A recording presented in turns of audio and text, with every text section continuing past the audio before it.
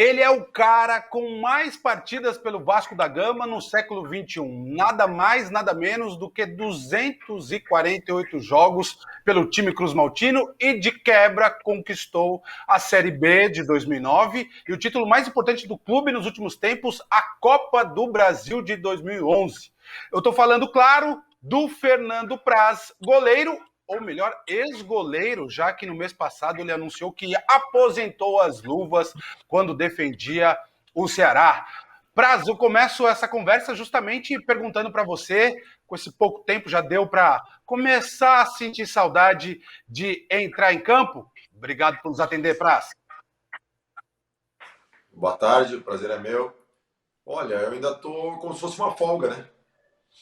Faz uma semana, 10 dias que eu parei de jogar, né? Então ainda tô no período que, vamos dizer, eu considero como uma folga. Vamos ver aí quando der 20, 30 dias, que é aquele tempo que a gente tinha de férias antes, como é que vai estar, né? Mas foi uma decisão bem pensada, né? Não foi de uma hora para outra, foi amadurecida com bastante tempo, conversada com a família, pensada em vários aspectos. Óbvio que saudade, uma nostalgia, às vezes tu vai ter, né? Mas isso faz parte. Eu acho que é mais do que natural, né? Ainda mais eu que vivi muitos bons momentos no futebol, né?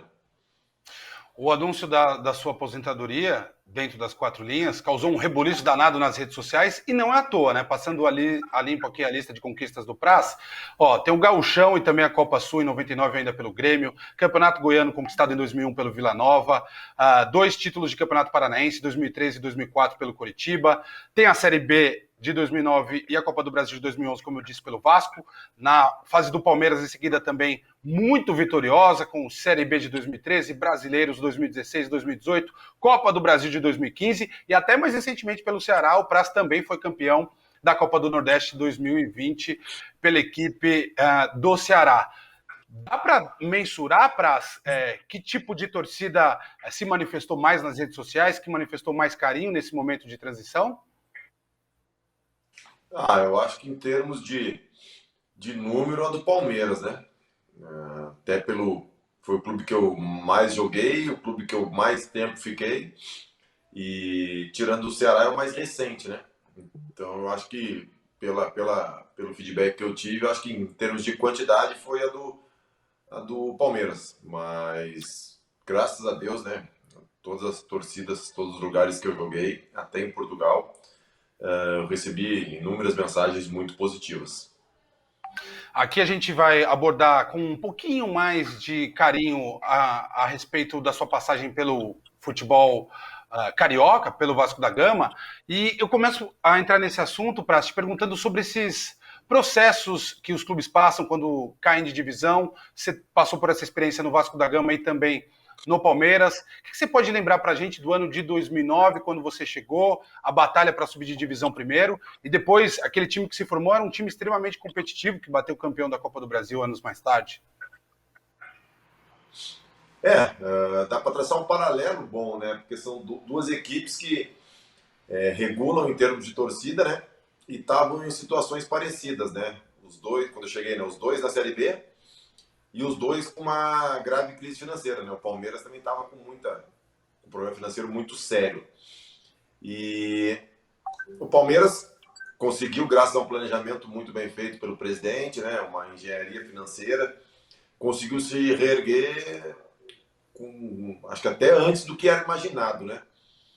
2013 o presidente assumiu numa situação muito ruim, 2014 a gente quase foi rebaixado, 2013 a gente voltou para a Série A em 2014, quase foi rebaixado, e a partir de 15 o Palmeiras foi num crescimento absurdo, né? E o Vasco estava fazendo esse projeto de uma outra maneira, mais lenta, né? Sem um aporte financeiro tão grande, tanto que em 2009 nós subimos, 2010 fizemos um Campeonato Brasileiro regular, 2011 fomos campeões da Copa do Brasil e vice-brasileiro por 2 pontos, né? Foi um pecado a gente não ter ganho aquele título também, seria um troço histórico, absurdo até para o momento que o Vasco estava passando, né? Campeão da Copa do Brasil e brasileiro, ia ser fantástico, né?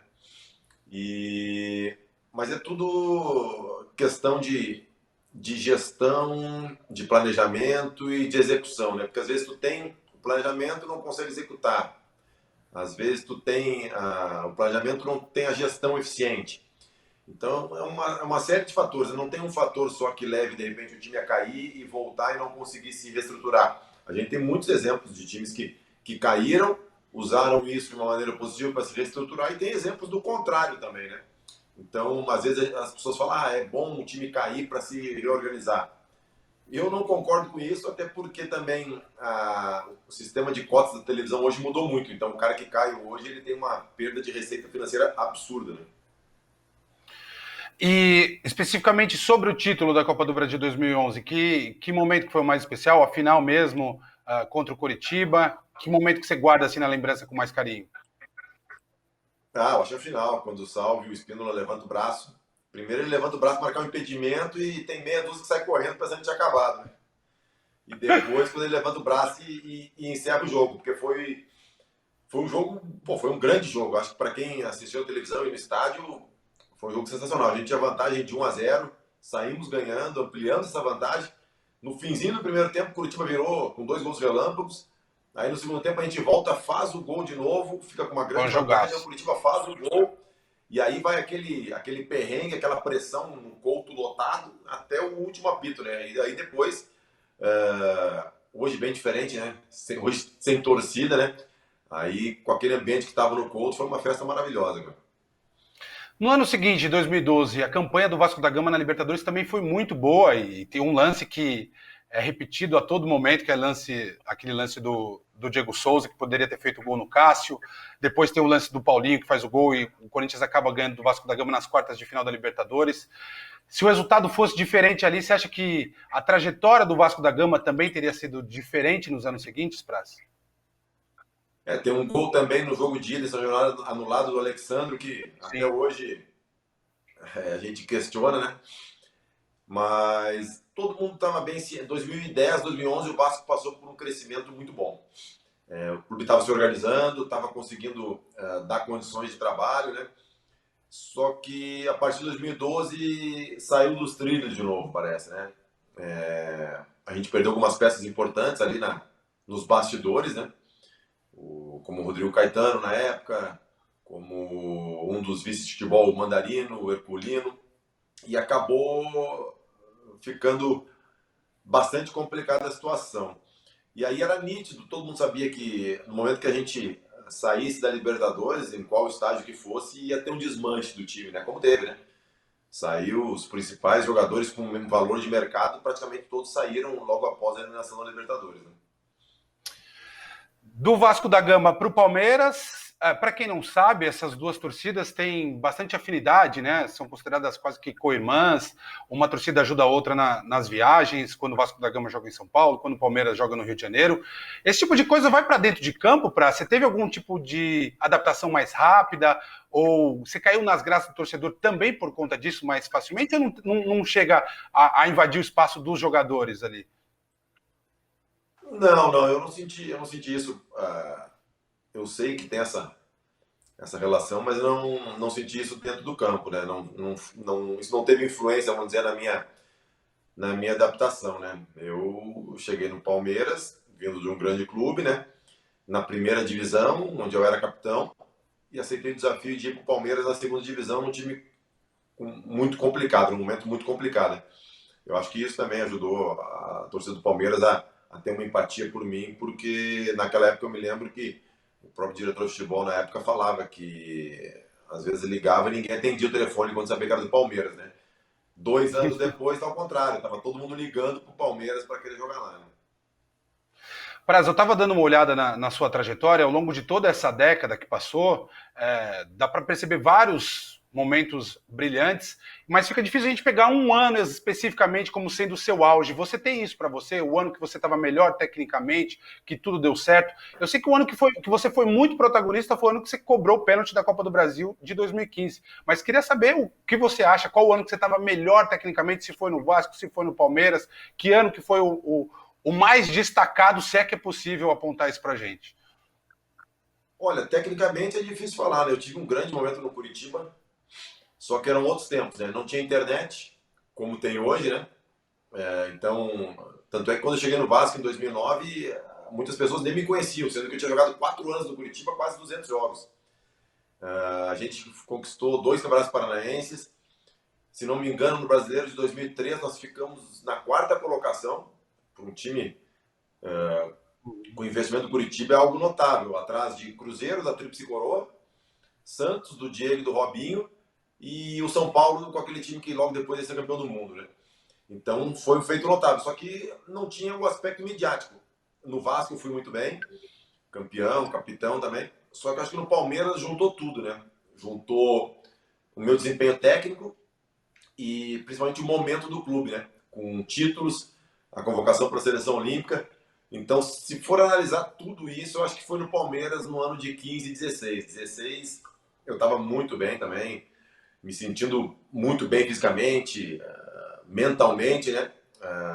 Até a fratura no braço, né? Na seleção. Então, eu acho que esse 15 e 16, sem dúvida nenhuma, foi meu auge em termos esportivos. Agora que você parou de jogar, faz muito pouco tempo, evidentemente, mas mudou alguma coisa o seu pensamento sobre o que houve especificamente em 2016, que você foi convocado para a seleção olímpica, acabou tendo essa lesão em cima da hora? É algo que falta nessa trajetória que eu descrevi aqui como brilhante? Faltou um título pela seleção brasileira ou uma competição pela seleção brasileira, Praz? Faltou jogar, né? Eu sei que é muito difícil, né, cara? Tu ser atleta de elite no Brasil, no futebol, com a concorrência que tem, tu conseguir jogar em times de primeira divisão, como eu joguei. Se for pegar aí times de primeira divisão, eu tenho 200 jogos pelo Curitiba, 200, quase 250 pelo Vasco, são 450. Mais 50 pelo Ceará são 500, mais 270, 280 são 780 jogos em time de primeira divisão. Então já é uma marca difícil de atingir. E chegar na seleção, então, é muito mais difícil, né, cara? Eu tive essa infelicidade, né? No momento de transição da seleção, né? Foi logo na troca de comando, né? Que o Tite estava assumindo. E óbvio que todo jogador profissional que joga no time de elite, ele sonha em ir para a seleção. E eu tava quase chegando lá e teve esse percalço. Mas são coisas do futebol, a gente lamenta, mas entende também. E você já deve estar começando a se acostumar, até pela experiência que tem, que a gente, quando a gente pega, eu digo os jornalistas, né? Pega uma oportunidade de entrevistar um cara mais experiente, a gente quer saber como ele analisa a posição, como ele analisa o futebol. Já que você é um especialista da posição de goleiro, Praz, como que você vê as novas gerações de goleiros? Já que você passou aí 2 décadas, você viu muita coisa, não tinha nem internet, como você falou no começo. Tinha internet, mas não era tão acessível assim. Como é que você vê a nova geração de goleiros brasileiros, os caras que estão na seleção brasileira, os caras que estão se formando agora, essa exigência cada vez maior de saída com os pés? Já era uma exigência há algum tempo atrás, mas agora parece que se tornou uma condição obrigatória. Qual a sua análise, Praz? Eu sou da época, a minha base toda foi na regra antiga. Eu peguei no finzinho da minha categoria de base a regra nova, né? De ter que jogar com os pés. E aí, óbvio, no começo tudo é novo. Os treinamentos eram bem arcaicos, né? O treinamento para o goleiro jogar com o pé naquela época era o treinador do goleiro recuava a bola no meio campo. Tu tinha 2 opções. Ou tu chutava de primeira para cima, ou então tu dominava e chutava para cima. Então, quer dizer, isso não é jogar com os pés, né? Isso não é jogar com os pés. Jogar com os pés é participar do jogo, ser inserido no modelo de jogo. Não recuar para o goleiro só quando tu não tem opção. E no Brasil, às vezes, ainda acontece muito isso. Os times não usam o goleiro para construir o jogo, ou então para uma bola que está sob pressão, que rodou para o lado do campo. Os caras fecharam o retorno da bola para o zagueiro, né? Porque a maioria dos treinadores, 90% fazem esse gatilho de pressão, quando a bola chegar no lado do campo. Alguns fazem na faixa central, né? Quando entra no volante de costas, mas a maioria pela lateral. E aí eles fecham o retorno no zagueiro. O lateral ele fica sem opção, porque ficam tirando a linha de passe dele para o meio e para o zagueiro. Então ele tem a opção de bola no fundo ou bola de retorno com o goleiro. Aí o goleiro, se tiver inserido no modelo, ele consegue recomeçar o jogo pelo outro lado, porque o lado oposto sempre vai ter um jogador sozinho, né? Então falta isso também, né? Falta isso, inserir mais o goleiro brasileiro no modelo de jogo, não querer que não chegue no jogo e ele jogue com os pés. E isso vem mudando. os goleiros mais novos que estão se formando e que tem 24, 25, 26 anos, já pegaram essa outra realidade. E óbvio, muita gente critica, né? Mas óbvio que vão acontecer erros, né? O Ter Stegen erra, o Valdez foi o precursor disso, erra, o Neuer erra, o Alisson, que é um dos melhores, o Ederson, que eu acho que é o goleiro, junto com o Neuer, que é o que melhor joga com os pés. Eles erram, mas eu acho muito interessante, porque tu dá uma segunda opção para o time construir, não tabelar dentro da área, dar balãozinho, fazer passe dentro da área, mas dá uma opção de construção de jogo quando o teu time está sem opções. Trazendo o papo de volta aqui para o Rio de Janeiro, mas ainda falando da sua especialidade, que é o gol. Como é que você vê as características dos goleiros que estão por aqui? Diego Alves e o Hugo, agora tendo oportunidade no Flamengo, Muriel no Fluminense, tem o Gatito no Botafogo, o Fernando Miguel no Vasco. Que análise que você faz desses goleiros? Assim, que características que você que te chamam mais a atenção? A gente tem estilos bem diferentes, né? Tem o Marcos no Fluminense com o Muriel, né? É um goleiro mais novo já, de uma outra escola. O Muriel não é um goleiro antigo, mas é um goleiro de outra geração. Fernando Miguel e Lucão no Vasco, gerações opostas, né? O Lucão com 19, 20 anos, um potencial que eu acho muito grande. Muito grande. Um goleiro com 19 anos corresponde a um menino de linha com 16 anos. Então ele tá numa fase de maturação ainda. Tem que se ter paciência, porque provavelmente ele vai oscilar mais do que um goleiro experiente, né? Vai cometer mais erros, mas isso tudo é parte do amadurecimento. Nenhum goleiro amadurece no banco, né? Ele pode ficar no banco e ter 30 anos e não tá maduro. O Flamengo, o Diego passou por um momento complicado de lesão, né? Faz tempo que não joga. E o Hugo entrou para aproveitar esse espaço, né? O goleiro tem um biotipo muito interessante, né? É alto, mas rápido, né? E entra naquilo que eu falei da juventude de amadurecer no jogo. Ele, amadurecendo numa equipe como o Flamengo, ele vai ganhar muita casca, né? Vai ganhar muita casca com os erros, com os acertos. Eu acho que isso é essencial. E no Botafogo, o Gatito também, né? Passou por um momento difícil aí, faz tempo que não joga. O Botafogo está num momento complicado, né? A gente acompanha aqui economicamente, desportivamente. Então, acho que o caminho do Botafogo vai ser investir na base e, de repente, vai dar chance para novos goleiros. Né? Até outro dia você era adversário, né, do Vasco da Gama, e o Ceará, inclusive, disputando para conseguir continuar na Série A do Campeonato Brasileiro, o que conseguiu, que é um feito, não deixa de ser um feito também para a equipe nordestina, mas você conseguiu acompanhar na medida do possível o que estava acontecendo com o Vasco da Gama? Quando possível você acompanha ainda a equipe? O Vasco começou, por exemplo, no Carioca com 2 jogos, 2 derrotas, mas jogando com um time totalmente formado por meninos, ali um time sub-23, sub-22, dá pra gente dizer dessa forma, o jogador mais velho tinha 22 anos. Quando tem um tempinho, você consegue acompanhar o Vasco da Gama ainda, Praz? Não, acompanho muito os times que eu passei, Vasco, Curitiba, Palmeiras, Ceará. O Vasco está passando mais uma vez por um momento difícil, né, cara? O que me deixa chateado é isso, o Vasco teve vários momentos, várias oportunidades de reconstrução, em momentos até mais propícios que esse, né?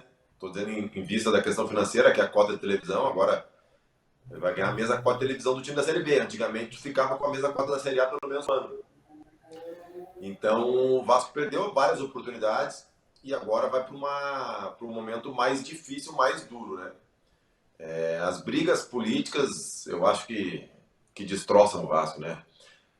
Todos os times têm problemas políticos, o Palmeiras, eu acompanhei, tem, o Curitiba tem, mas no Vasco a coisa sobe de nível, né? A gente viu nas últimas eleições do Vasco, nenhuma eleição foi tranquila. Todas tiveram brigas judiciais desde 2008, né? Todas tiveram brigas judiciais e liminares. E isso acaba tirando a tranquilidade para poder trabalhar, deixa o ambiente tenso e também a credibilidade do clube perante o mercado, né? Para conseguir se reerguer, porque não vê no clube um ambiente bom para se investir por causa justamente dessa guerra política que sempre tem. Sobre esse processo de reconstrução, mais um processo no Vasco da Gama, o 4º agora que se inicia. Aproveitando sua experiência também, Praz, aposta no Marcelo Cabo, que é um técnico que tem experiência em acesso, Foi assim com o Atlético Goianiense em 2016 e também com o CSA em 2018. Você acha que foi uma aposta certa? Existe essa coisa de trazer um técnico certo para disputar a Série B? Eu acho que existe a aposta certa de acordo com o perfil de grupo que tu vai montar, né? Tu tem que entender o perfil de grupo que tu vai montar, o que tu tem, e trazer o treinador, ou então ao contrário. Tu trazer o treinador e montar o grupo com o perfil dele, né? Eu acho que o Vasco, a primeira coisa que tem é botar o pé no chão, tomar ciência do momento e da condição que ele vive, né? Que não é o Vasco da Gama das épocas gloriosas, e ele tem que trabalhar para voltar a ser. É um clube que tem um potencial absurdo. Poucos clubes no país têm o potencial que tem o Vasco. É só ver aí que construiu o CT com o apoio da torcida. Em questão de um mês e pouco fez uma campanha de sócios, conseguiu quase 200 mil sócios. Nenhum clube no Brasil conseguiu fazer isso. Só que no Vasco as coisas politicamente são muito complicadas, né? Tenho certeza que se conseguissem acalmar essa questão política, a torcida iria abraçar como abraçou de novo e carregaria o clube. Mas é bem complicado, né? Esse momento que o Vasco passa, apesar da torcida ter essa dimensão imensa que tem. Para a gente começar a encaminhar a nossa conversa para um final, queria saber sobre os seus planos, né? A gente abriu falando sobre essa nova fase sua, né? Tem 10 dias aí que você parou oficialmente de jogar futebol profissional. Você falou que está curtindo aí no momento de folga, né? Nem bateu ainda aquela coisa de pensar, e agora, o que eu vou fazer? Mas queria saber que você planeja alguma coisa, se quer ficar perto do mundo do futebol, de repente se interessa por uma trajetória como técnico, como preparador de goleiros. O que você já pensou aí no hall de possibilidades, que para você esse hall deve ser gigantesco, né? Bom, como falou, faz pouco tempo, né? Mas eu sou um cara que sempre racionalizei muito as coisas, né? Então, para parar, eu pensei bem, foi uma coisa planejada. Eu, no meio do ano que vem, estou me formando em administração, né? Já vim estudando há 3 anos. Eu devo ficar no futebol, até porque eu estou no futebol desde os meus 11 anos, né? E é o que eu gosto muito do meio esportivo. Agora, dentro das 4 linhas, praticamente impossível. Eu acho que eu vou mais para o lado de fora, para o lado de gestão, para coordenação, para agenciamento, alguma coisa ligada fora das 4 linhas. Então, eu imagino que a gente ainda ouça você, entreviste você, mas só sobre assuntos fora de campo, sobre gestão, sobre business. Mas quando a gente fosse lembrar do Fernando Praz goleiro, o que você gostaria que o torcedor se lembrasse? Que característica sua que você gostaria que ficasse marcada na memória do torcedor? Quando tiver daqui 5, 10 anos, aquela conversa de botequim, os amigos lembrando dos grandes goleiros, quando caísse no teu nome, o que você gostaria que as pessoas se lembrassem do Praz? Cara, eu acho assim, a parte técnica, né? Tu vai levantar a discussão, alguns vão achar que tu é um bom goleiro, outros mau goleiro, outros vão achar que tu é um goleiro mediano. Isso é percepção de cada um, né? Agora, eu acho que eu gostaria de ser lembrado pelo comprometimento que eu tive com todas as equipes que eu joguei. Isso foi uma coisa que eu sempre levei. Eu não simplesmente batia meu ponto no clube, eu sempre fui um cara que me envolvi com as coisas, gostava de me envolver, de me sentir dentro do projeto mesmo, né? De se sentir parte do clube, não só do time de futebol, né? Então, eu acho que o respeito e o comprometimento que eu tive com as equipes por onde eu passei. Valeu, Praz. Brigadíssimo pela entrevista e boa sorte nessa sua nova trajetória, na sua nova jornada. Valeu, obrigado, um abraço.